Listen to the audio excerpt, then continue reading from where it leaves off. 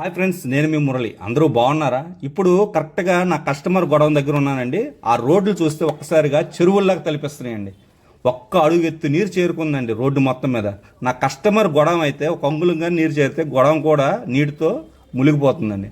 అంత నీరు, అంత వర్షం పడిందండి. నేను సాయంకాలం ఉరుపులతో మెడుపులతో అంత వాన పడింది అనుకోండి, 20 నిమిషాల పాటు. చూడండి నా ఆటో మొత్తం ఎలా తడిసిపోయిందో. నా ఆటో బ్యాటరీ 9 అంగుళాలు ఎత్తుందండి, అంత నీరు చేరుకుందండి. ఇది ఎక్కడ ములిగింది ఏంటనేది మీకు చూపిస్తానండి. లోడ్ అనేది అన్లోడింగ్ చేసిన తర్వాత మళ్ళీ ఆ పాయింట్కి వెళ్ళి మీకు వీడియో చేసి చూపిస్తాను. ఒకసారి రండి చూద్దాం. ఇదిగోండి ఇదే place, Vijayawada Krishnalanka RTC bus stand దగ్గర అండి. ఇది కరెక్ట్గా లో బ్రిడ్జి కిందండి, పైన రైల్వే ట్రాక్ ఉంటుంది. అక్కడ నేను రెండోసారి వెళ్ళినప్పుడు పోలీసు వాళ్ళు అనేది కంట్రోల్ చేస్తున్నారండి, అటు వాహనాలు వెళ్ళొద్దని చెప్పేసి మునిగిపోతాయని. కానీ చాలామంది మాట వినకుండా వెళ్తున్నారు. ఆటోలు కూడా అలాగే మునిగి ఆగిపోతున్నాయండి. సేమ్ నేను వెళ్ళేటప్పుడు పోలీసు వాళ్ళు ఎవరు లేరు, వెనక ట్రాఫిక్ ముందు ట్రాఫిక్, ఇంకా వెళ్ళక తప్పలేదు. సడన్గా నేను ఆ ప్లేస్లోకి వెళ్ళేసరికి నా ఆటో ఇంజిన్ అనేది ఆగిపోయింది. నా ఒక్క ఆటోనే కాదు, చాలా ఆటోలు బైకులు కూడా ఆగిపోయాయి. వాళ్ళందరూ దిగి తోసుకుంటున్నారు. నేను తోయడానికి నా వెనక వైపు లోడ్ ఉందండి. నేను చాలా భయం వేసింది.